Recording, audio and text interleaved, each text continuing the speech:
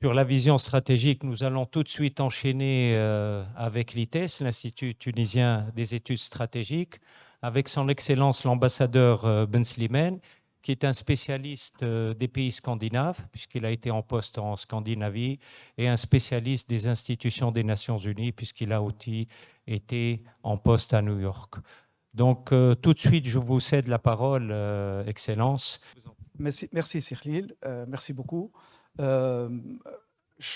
شكر لليونيفر نيوز على aussi مصطفى على تنظيم هذا الحوار الهام. شكرا. Bon, je suis ici en tant que représentant de l'Institut des études stratégiques. Comme vous le savez, l'Institut des études stratégiques, c'est le joyau de la réflexion tunisienne au niveau stratégique. Il a été créé en 1993 et donc c'est une fenêtre ouverte sur le monde en fait.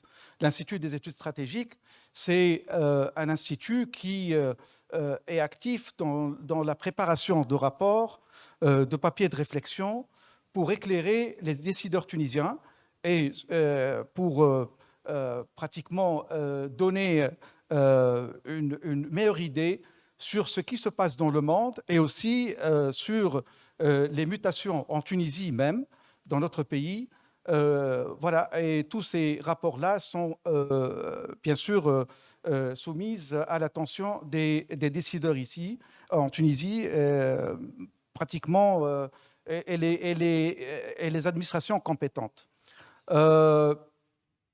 Il y a aussi à l'ITES une cellule de veille que j'appelle, cette cellule, elle est composée d'anciens ambassadeurs cette cellule est vraiment suit de très près tout ce qui se passe dans le monde et chacun, selon sa spécialité, selon son background, est chargé d'élaborer des rapports, que ces rapports sont bien sûr par la suite remis aux autorités compétentes. Donc ces études ont été d'un grand apport aux décisions stratégiques prises par la Tunisie, en proposant notamment des recommandations adaptées aux enjeux nationaux et globaux, notamment la sécurité, les sujets qui ont été débattus, dernièrement examinés et qui ont fait l'objet de rapports sont des sujets extrêmement importants, qui sont les sujets de l'heure actuellement dans le monde.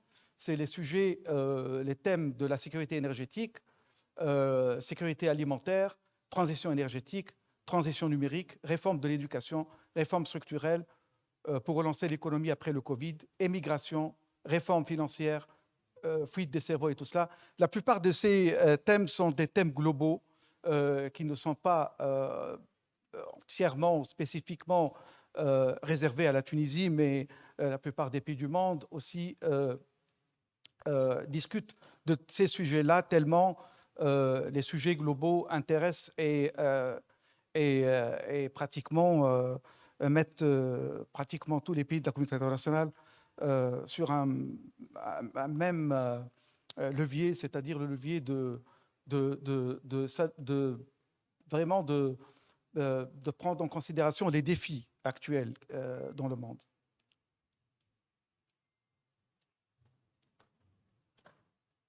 C'est ainsi que l'ITES a grandement contribué à la mise en œuvre des réformes nationales et à l'identification des axes du développement économique et social du pays en tenant compte de l'évolution de l'état du monde. L'ITES s'est donc imposé en peu de temps, c'est devenu un acteur incontournable de la scène intellectuelle et de réflexion tunisienne en peu de temps, en tant que principal centre de réflexion tunisien qui dispose d'une véritable expertise dans la gestion et la résolution des défis nationaux et la réduction de l'impact des défis extérieurs, contribuant ainsi à la transformation socio-économique du pays et à éclairer la prise de décision au sujet des grands enjeux et défis internationaux. Voilà, pour ce qui est de l'ITES, je vais tout de suite passer. On ne peut pas débattre de la géoéconomie sans vraiment jeter un coup d'œil sur la situation géopolitique dans le monde actuel.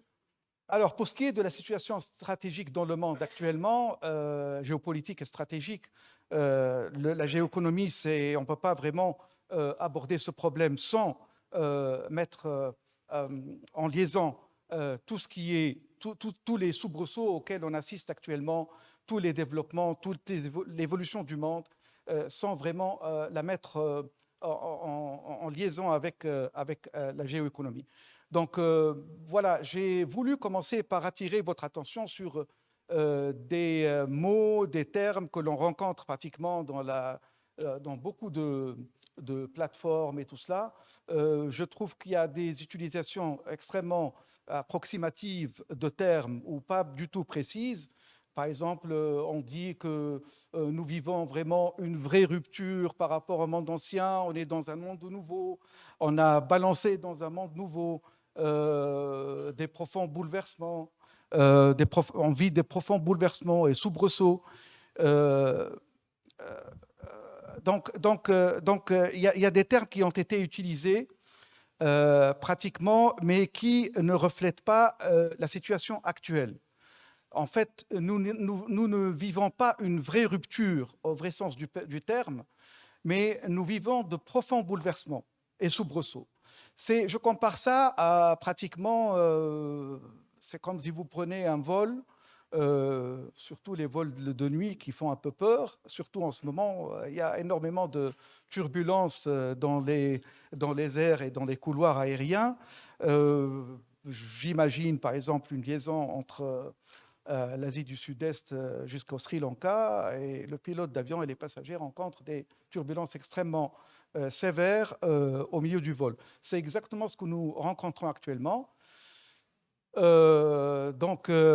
C'est vraiment une période de très grande instabilité, une période, oui, c'est incertain, il y a une incertitude qui caractérise la période actuelle. Les termes tournant, émergence d'un ordre mondial, nouvelle donne, changement de paradigme, etc. Bref, tout ce qui donne allusion à un changement radical et qui s'apparente à un clear-cut change doivent être abordés avec prudence et réserve. Il suggère un changement radical complété alors que nous sommes en face d'un long processus, un processus fragmenté et conflictuel et en perpétuelle évolution. La prochaine, oui, merci. Ce qui est certain, c'est que, oui, ce qui est certain, et la certitude, c'est que l'ordre mondial issu de la Deuxième Guerre mondiale c'est-à-dire devient moribond. On voit des signes qui montrent que cet ordre mondial n'est plus vraiment l'ordre auquel on était habitué pendant les dernières décennies. Il est en train de disparaître petit à petit. Mais ce que je développe comme idée ici, ce n'est pas un ordre qui va disparaître d'un coup.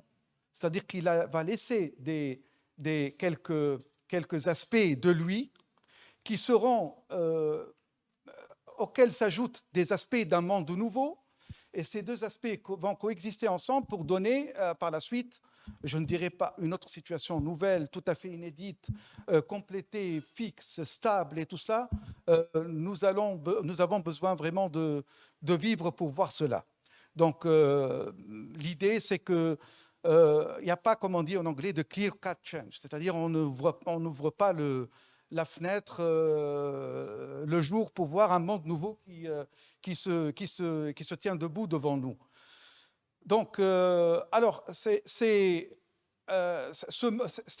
tout ce qui caractérisait le monde ancien, on est parvenu plus ou moins à réguler les relations entre les États, sur le plan économique, sur le plan commercial, au niveau paix et sécurité. Ça ne veut pas dire que c'était parfait, il y avait énormément de problèmes, et vous savez bien ce que les instances internationales et les organes des Nations Unies, combien ils sont limités, notamment le Conseil de sécurité, pour vraiment parler de paix et sécurité et parler d'un monde stable. Donc cette régulation n'est plus de mise de nos jours, elle ne fonctionne plus comme avant. Elle fonctionne, mais pas d'une manière efficace comme on s'y était habitué. Et donc, pourquoi? Parce qu'il y a d'abord cet ordre-là qui est en train de faiblir, mais il y a les velléités de puissance, il y a les rivalités de puissance qui deviennent réalité maintenant, et le monde se transforme en un objet de convoitise. Donc, d'où cet aspect, je voulais vraiment attirer l'attention de l'audience que voilà, la géoéconomie, elle fait partie aussi de cet aspect de convoitise que l'on rencontre actuellement dans le monde. Donc, les tentations sont devenues réalité de s'affranchir des règles du droit international, d'où ce monde moins ordonné, l'érosion du système multilatéral dont je parlais tout à l'heure, et qui accentue les désordres géopolitiques, les logiques de confrontation et de multiplication des conflits. Donc, d'un monde bipolaire, on est passé à un monde unipolaire au début des années 90, avec le unipolar world, comme on dit en anglais. Et donc, maintenant, on est dans un monde qui n'est pas du tout, je ne dis pas que c'est un monde multipolaire. Certains, maintenant, en Asie, utilisent le mot comme un grand penseur d'origine indienne, j'ai oublié le nom, mais il parle d'un monde multiplexe. C'est un monde qui n'est pas du tout multipolaire, mais multiplexe. Parce que multipolaire suppose aussi une certaine égalité entre les différentes composantes. Est-ce qu'on peut aller au prochain slide? Pour l'heure, nous sommes dans une phase de désordre et d'instabilité internationaux dont la caractéristique principale est ce monde fragmenté qui va perdurer. Dans l'histoire, les grands basculements et transformations sont toujours des processus dont l'évolution s'étend sur une très longue période. Donc, c'est une longue période, c'est une période étalée. C'est un ordre nouveau, si déjà il émerge, mettra plusieurs décennies à prendre forme. Ses composantes et aspects interagiront avec ceux de l'ordre ancien. Ce dernier ne disparaîtrait pas d'un coup. Donc, c'est ce que je disais tout à l'heure. Est-ce que vous pouvez le prochain? Il existe une période charnière entre les deux ordres et qui peut perdurer sans pour autant donner une forme claire et précise à l'évolution vers un monde nouveau. La caractéristique principale de la situation actuelle est celle de chacun pour soi. Il y a une certaine concurrence rude entre les puissances. Et cela produit un environnement où vraiment chacun pense à soi-même d'abord avant de penser à l'autre et avant de penser à la collectivité, d'où la faiblesse que l'on voit du multilatéral actuellement. Donc la caractéristique principale de la situation actuelle est celle du chacun pour soi, sur la logique du self-interest, relègue à un rang inférieur la logique de la régulation des relations par le droit. La prochaine. Cette logique transforme le monde en un véritable... Donc, j'ai identifié trois niveaux de la caractéristique du monde actuel. Cette logique transforme le monde en un véritable champ de bataille. Bon, excusez-moi le terme, champ de bataille, c'est très fort. Mais j'ai voulu utiliser ce terme pour attirer votre attention sur les défis de la situation actuelle. Champ de bataille qui évolue à trois niveaux. Donc, premier niveau, celui des divergences profondes. Il y a une divergence profonde entre les puissances sur la manière d'organiser les affaires du monde dans l'avenir. Une vision, enfin, il y a vraiment une divergence énorme et profonde sur comment le monde en devenir va être. Donc, est-ce qu'il sera multilatéral, il sera moins, il sera unilatéral, il sera minilatéral, il sera... Voilà, donc il y a plusieurs... facettes du monde à venir. Le deuxième niveau, c'est celui de la course effrénée pour le contrôle des ressources critiques qui détermine aujourd'hui la puissance. Donc la puissance n'est plus confinée et réservée au domaine militaire. Tout à l'heure, je crois même Mme Boulabiar a parlé de cela. Non, la puissance, vous avez mis l'accent sur la puissance. Ben, la puissance actuellement, c'est une composante de tout. On ne peut pas dire qu'on construit une puissance militaire, donc on va dominer le monde, ou bien on va vaincre l'ennemi, ou bien on va pratiquement occuper un terrain nouveau. Non. Et vous voyez, les dernières décennies ne montrent pas du tout que la puissance militaire peut venir à bout de certains... Et vous voyez, par exemple, même à Gaza, l'entité sioniste ne peut pas venir à bout d'un mouvement légitime et qui lutte pour son indépendance et pour obtenir ses droits nationaux. La prochaine, please. Yeah. Donc, le troisième niveau, donc la puissance, j'ai dit tout à l'heure que la puissance, si vous voulez, lance, oui.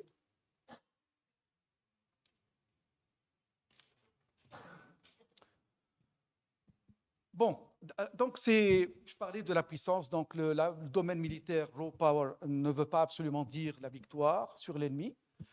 Deuxième point, c'est une forme de conflictualité non militaire qui transforme l'économie mondiale en terrain de rivalité géopolitique, d'où l'acharnement actuel sur les terres rares, Rare Earth Elements, REE, les métaux stratégiques essentiels pour les technologies de pointe, lithium, cobalt, nickel. Vous avez entendu parler de cela, on ne parle que de ça depuis des mois et des mois.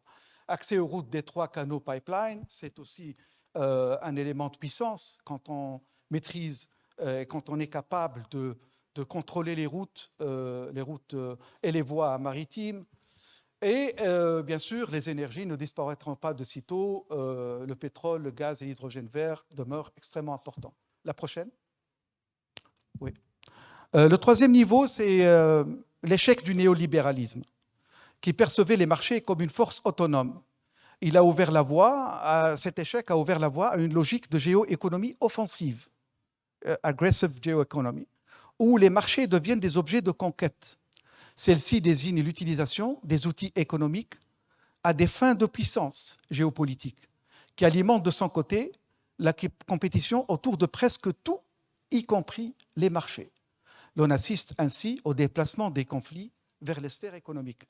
Donc, le conflit, quand il éclate entre, je ne sais pas, entre des pays ou je ne sais pas quoi, il n'est plus, et vous le voyez, on le voit actuellement tous les jours, ce ne sont pas des conflits qui ont une essence de paix ou de sécurité au sens strict du terme, mais c'est des conflits qui se sont déplacés vers d'autres champs de l'activité humaine. Et donc, actuellement, l'économie est vraiment le grand champ de bataille que l'on voit s'étaler devant nous à travers, dans le monde. La dernière. Toutefois, la géoéconomie n'est pas seulement un théâtre de concurrence acharnée. Il ne faut pas vraiment me suivre dans ma vision un peu optimiste de la situation géopolitique actuelle, mais il y a dans tout aspect un peu négatif, il faut vraiment faire ressortir le positif. Et je trouve qu'un pays comme la Tunisie peut faire ressortir le positif de la géoéconomie. Donc la géoéconomie n'est pas seulement un théâtre de concurrence acharnée entre les puissances, mais offre des opportunités à notre pays, comme d'ailleurs aux autres pays du Sud, s'articulant autour du commerce, des investissements, des ressources, des technologies et tout cela, ce dont Mme Boulabia a parlé tout à l'heure. Donc la démarche, elle est individuelle, mais aussi cette démarche la démarche de notre pays aussi peut s'insérer facilement dans une démarche collective, dans une démarche aussi au niveau des organisations régionales, des groupements.